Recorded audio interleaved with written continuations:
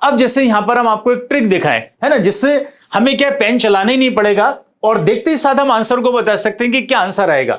जय Hind future doctors, आप सभी का स्वागत है इंडिया के इस अमेजिंग प्लेटफॉर्म बहुत की प्लस पर।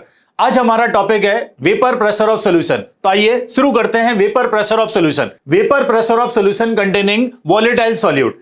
और सॉल्यूशन, क्योंकि हमारा सिलेबस जो है वो बाइनरी सॉल्यूशन है। बाइनरी का मतलब जिसके अंदर दो कंपोनेंट होंगे, सॉल्यूट और सॉल्वेंट। सॉल्यूट को हमेशा हम बी से लिखेंगे, सॉल्वेंट को हमेशा ए से। जैसे किसी भी सॉल्यूशन में पहले में 5 चीजें क्लियर होना चाहिए। सबसे पहला पॉइंट क्या है? नेचर। सॉल्यूट हमने कैसा लिया? वोलेटाइल। सॉल्वेंट भी कैसा है? वोलेटाइल। अगर हम बात करें फिजिकल स्टेट की, अगर सॉल्यूट और सॉल्वेंट दोनों वोलेटाइल हैं तो फिजिकल स्टेट जो है दोनों का कैसा होगा? लिक्विड होगा। अगर हम बात करें वेपर प्रेशर की, जो भी कंपोनेंट वोलेटाइल होता है उसका एक डेफिनेट वेपर प्रेशर होता है। तो प्योर बी का वेपर प्रेशर हमने एज्यूम कर लिया पीबी नॉट, और प्योर ए का वेपर प्रेशर हमने सपोज कर लिया कितना? पीए नॉट। अगर हम बात करें यहां पे मोल की, तो मोल कैसे निकालते हैं? क्वेश्चन में मास गिवन होगा, mass divided by molar mass. क्या निकालेंगे? मोल। अगर हमें सॉल्वेंट के मोल निकालना है तो सॉल्वेंट का मास गिवन होगा, mass divided by molar mass. क्या आ जाएगा? मोल। अगर हमें निकालना है मोल फ्रैक्शन, अगर हमें सॉल्यूट का मोल फ्रैक्शन निकालना है, जिसका भी मोल फ्रैक्शन निकालना होता है उसके मोल डिवाइडेड बाय टोटल मोल्स। अगर हमें सॉल्वेंट का मोल फ्रैक्शन निकालना है तो सॉल्वेंट के moles divided by total moles. और हमें एक चीज पता है कि मोल फ्रैक्शन का जो सम है वो हमेशा किसके इक्वल होता है? 1 के इक्वल। तो अब जैसे अगर हम सॉल्यूशन बनाए तो सॉल्यूशन कैसे बनेगा? हम सॉल्वेंट के अंदर किसको डालेंगे? सॉल्यूट को। तो क्या बन जाएगा? सॉल्यूशन। तो देखिए अब हम यहां पे सॉल्यूशन का फॉर्मेशन आपको दिखा रहे हैं। हमने एक कंटेनर लिया और कंटेनर के अंदर हमने क्या ले लिया? प्योर लिक्विड ए लिया है। अगर हमने कंटेनर में प्योर लिक्विड ए लिया है तो सरफेस पर केवल ए के पार्टिकल्स होंगे। ए कैसा है? वोलेटाइल है या नॉन वोलेटाइल? वोलेटाइल है। वोलेटाइल है तो डेफिनेटली किस में कन्वर्ट होगा? वेपर में। और वेपर में कन्वर्ट होगा तो आफ्टर सम टाइम लिक्विड और वेपर के बीच में क्या चीज स्टैब्लिश हो जाएगी? इक्विलिब्रियम। और इक्विलिब्रियम अगर आ गया तो एक बार इक्विलिब्रियम अगर आ गया तो वेपर का जो अमाउंट है वो कैसा होगा? फिक्स्ड हो जाएगा। और फिक्स्ड अमाउंट की वेपर जो भी प्रेशर डालेंगे इसी को हम क्या नाम देते हैं? Vapour pressure. क्योंकि कंटेनर में प्योर ए है इसीलिए हमने इसके वेपर प्रेशर को क्या बोल दिया? पीए नॉट। सिमिलरली हमने एक दूसरा कंटेनर लिया, इसके अंदर हमारा क्या चीज है? Pure liquid B. और अगर प्योर लिक्विड बी है तो सरफेस पे केवल बी के पार्टिकल्स होंगे। बी भी कैसा है? वोलेटाइल या नॉन वोलेटाइल? ये भी वोलेटाइल है। वोलेटाइल है तो ये भी किस में कन्वर्ट होगा? वेपर में कन्वर्ट होगा। और कन्वर्ट होगा तो फिर से लिक्विड और वेपर के बीच में क्या चीज आ जाएगी? इक्विलिब्रियम। और अगर इक्विलिब्रियम आ गया तो हमने कहा वेपर का एक डेफिनेट अमाउंट बनेगा, और डेफिनेट अमाउंट की वेपर जो भी प्रेशर डालेंगे उसी को क्या बोलते हैं? Vapour pressure. क्योंकि इसके अंदर प्योर बी है इसीलिए हमने इसके वेपर प्रेशर को क्या बोल दिया? PB naught. अब हम क्या कर रहे हैं? ए और बी दोनों को हमने मिला दिया, और मिला दिया तो क्या बन जाएगा? सॉल्यूशन। और आपको पता है सॉल्यूशन कैसा मिक्सचर होता है? होमोजीनियस। होमोजीनियस का मतलब होता है uniform through out the solution. अब बात है कि यूनिफॉर्म का मतलब क्या होता है? यूनिफॉर्म का मतलब होता है कि ए के साथ अगर हमने बी को मिक्स करा है तो 2 ए के बीच में एक बी होना चाहिए, 2 बी के बीच में एक ए होना चाहिए, जैसा हम यहां पे आपको दिखा रहे हैं। अब आप देखिए यहां पे ए भी वोलेटाइल है, बी भी वोलेटाइल है, तो ए की भी वेपर्स बनेंगी, बी की भी वेपर्स बनेंगी। क्या अब हम इसके वेपर प्रेशर को पीए बोल सकते हैं? नहीं बोल सकते, क्योंकि यहां वेपर में बी का कंट्रीब्यूशन भी है। क्या हम इसके वेपर प्रेशर को पी भी बोल सकते हैं? नहीं बोल सकते। तो हमने यहां पे इसको एक नया नाम दे दिया, क्या? पीटी। पीटी मतलब क्या हो गया? Vapour pressure of solution. तो अगर हमें यहां पे वेपर प्रेशर ऑफ सॉल्यूशन अगर निकालना है तो कैसे निकालेंगे? हमने यहां पर लगा दिया कौन से लॉ को? Dalton's law of partial pressure.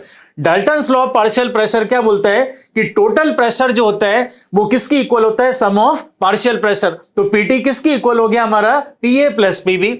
यहां पर हमने क्या करा? डाल्टन के साथ किसको कंबाइन कर दिया? राउट्स लॉ को। According to Raoult's law PA किसकी इक्वल होता है? PA naught x A. PB किसकी इक्वल होता है? PB not X B. तो यहां पर हमने पीए और पीबी दोनों की वैल्यूज रख दी। तो ये हमारे पास क्या आ गया? Total vapour pressure. इसी को हम कह सकते हैं वेपर प्रेशर ऑफ सॉल्यूशन। तो अगर मान लिया हमारे पास कोई भी ऐसा सॉल्यूशन है जिसमें दोनों कंपोनेंट वोलेटाइल हैं, और अगर हमें वेपर प्रेशर सॉल्यूशन का निकालना है तो क्या फॉर्मूला हम यूज करेंगे? Vapour pressure of solution is equal to PA naught x A plus PB not X B. अब इसी को अगर हम आगे बढ़ा दें, हमने एक्स बी की जगह यहां पे क्या लिख दिया? 1 माइनस एक्स ए। इसी में अगर हम पीबी नॉट का मल्टीप्लाई कर दें तो ये आ जाएगा PB nought minus PB not x A. तो यहां हमने पीबी नॉट को पहले लिख दिया, और पीए नॉट एक्स ए और पीबी नॉट एक्स ए में क्या चीज कॉमन आ गई? एक्स ए। ये आ गया पीए नॉट माइनस पीबी नॉट। तो पीटी और अगर हम एक्स ए के बीच में मान लिया अगर ग्राफ अगर प्लॉट करें तो पीटी हमारा क्या हो गया? वाई हो गया। एक्स ए क्या हो गया? एक्स हो गया। पीए नॉट माइनस पीबी नॉट क्या हो गया? एम हो गया। और पीबी नॉट हमारा क्या हो गया? सी। तो ये हमारे पास इक्वेशन आ गया y is equal to mx plus c. और आपको पता है y is equal to mx plus c किसका इक्वेशन होता है? स्ट्रेट लाइन का। m यहाँ पे क्या चीज है? हमारी स्लोप। अगर पूछा जाए ये स्लोप पॉजिटिव होगी या नेगेटिव होगी, तो ये डिपेंड करेगा पी ए नॉट बड़ा है या पीबी नॉट बड़ा है। अगर पी ए नॉट की वैल्यू पीबी नॉट से बड़ी है तो स्लोप पॉजिटिव होगी, अगर PB naught P A naught से बड़ा है तो स्लोप हमारा कैसा होगा? नेगेटिव होगा। इसी के ऊपर जैसे अगर हम किसी क्वेश्चन को आपको दिखाएं तो ये देखिए नीट 2021 का क्वेश्चन है। क्या दिया है क्वेश्चन में? The correct option for the value of vapour pressure of a solution at 45 degree Celsius with benzene to octane in molar ratio 3:2।